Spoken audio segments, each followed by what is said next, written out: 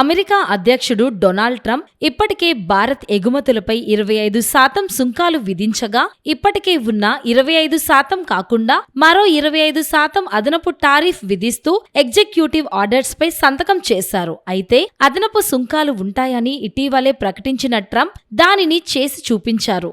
Russia నుంచి Bharat oil కొనుగోలు చేస్తుందన్న కారణంతోనే America ఈ నిర్ణయం తీసుకున్నట్టు వైట్ హౌస్ వర్గాలు వెల్లడించాయి. దీంతో భారత్ నుంచి అమెరికాకు ఎగుమతి అవుతున్న వస్తువులపై మొత్తం 50% పన్నుల భారం పడనుంది. ప్రస్తుతం చైనా, భారత్, టర్కీలకు మాత్రమే ఇటువంటి పన్ను విధిస్తున్నట్లు అమెరికా అధ్యక్షుడు ప్రకటించారు.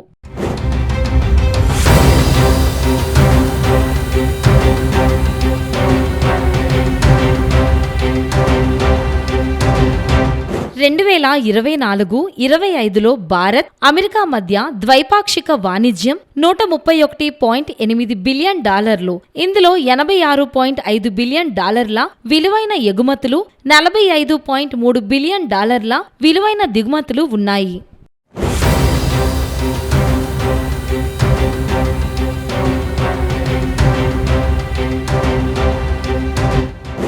50% టారిఫ్ ఛార్జీల భారాన్ని భరించే రంగాలలో వస్త్రాలు, దుస్తులు ప్రధానంగా ఉన్నాయి. వీటి మీద $10.3 బిలియన్ బిజినెస్ నడుస్తోంది. అధిక టారిఫ్ ఛార్జీల భారం రత్నాలు, ఆభరణాలు మీద కూడా ఉంటుంది. వీటితో $12 బిలియన్ బిజినెస్ జరుగుతోంది.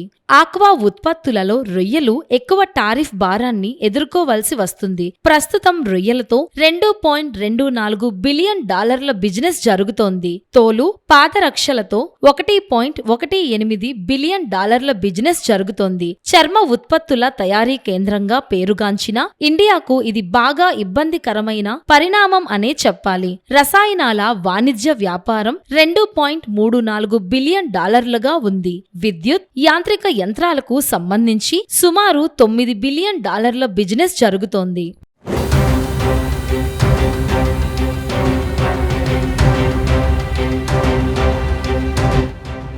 ఈ 50% టారిఫ్ ప్రభావం వల్ల భారతదేశాన్ని అమెరికా మార్కెట్లో నిలబడే అవకాశమే కాదు, దేశీయ రంగాల ఉద్యోగవకాశాలపై కూడా ముప్పు ఏర్పడే పరిస్థితి. ఉపాధి, ఎగుమతులు, ఆర్థిక వృద్ధిపై దీర్ఘకాల ప్రభావం చూపే అవకాశం ఉంది.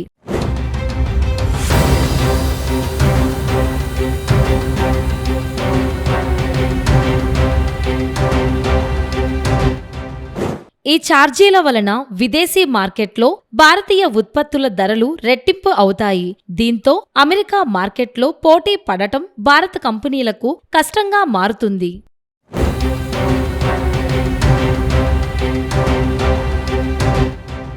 డొనాల్డ్ ట్రంప్ తీసుకున్న నిర్ణయం భారత వస్త్ర పరిశ్రమను పెను సంక్షోభంలోకి నెట్టింది. భారత వస్తువులపై 50% సుంకం విధిస్తున్నట్లు ట్రంప్ ప్రకటించడంతో వాల్మార్ట్, అమెజాన్, టార్గెట్, గ్యాప్ వంటి ప్రముఖ రిటైల్ సంస్థలు భారత్ నుంచి ఆర్డర్లను తక్షణమే నిలిపివేశాయి. ఈ మేరకు భారత ఎగుమతిదారులకు సమాచారం అందినట్లు విశ్వసనీయ వర్గాలు వెల్లడించాయి. పెరిగిన సుంకాల భారాన్ని పంచుకోవడానికి అమెరికన్ కంపెనీలు అంగీకరించడానికి సిద్ధంగా లేవు. మొత్తం భారాన్ని భారత ఎగుమతిదారులే భరించాలని స్పష్టం చేయడంతో భారత్కు ఇది అతిపెద్ద వాణిజ్య విపత్తుగా చెప్పుకుంటున్నారు. ఈ కొత్త సుంకాల వల్ల ఎగుమతి ఖర్చులు 30-35% వరకు పెరిగే అవకాశం ఉండటంతో ఈ భారాన్ని మోయడం అసాధ్యమని పరిశ్రమ వర్గాలు చెబుతున్నాయి.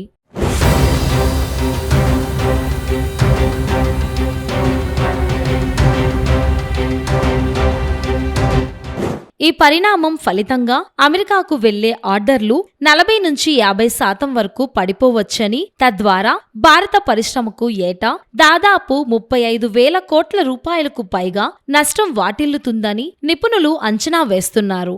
వెల్స్పన్ లివింగ్, గోకుల్దాస్ ఎక్స్పోర్ట్స్, ఇండోకౌంట్, ట్రేడెంట్ వంటి ప్రధాన భారతీయ ఎగుమతి సంస్థలపై ఈ నిర్ణయం తీవ్ర ప్రభావం చూపనుంది. ఈ కంపెనీలు తమ మొత్తం అమ్మకాల్లో 40-70% వరకు అమెరికా మార్కెట్ పైనే ఆధారపడి ఉన్నాయి.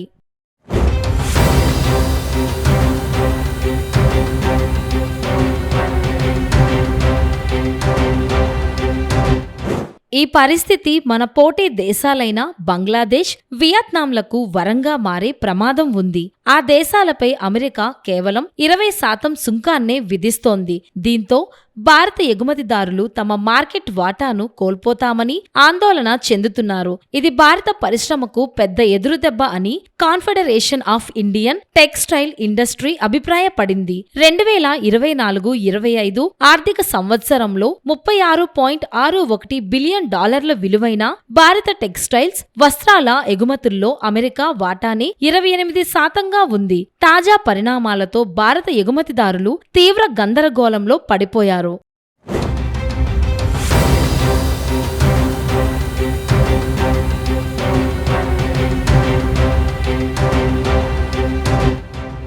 ట్రంప్ నిర్ణయంతో విమాన భాగాల ఖర్చులు 50% పెరిగాయని పేర్కొంటూ బోయింగ్ P-8I సముద్ర గస్తీ విమానాలను కొనుగోలు చేయడానికి $3.6 బిలియన్ ఒప్పందాన్ని భారతదేశం నిలిపివేసినట్లు తెలుస్తుంది.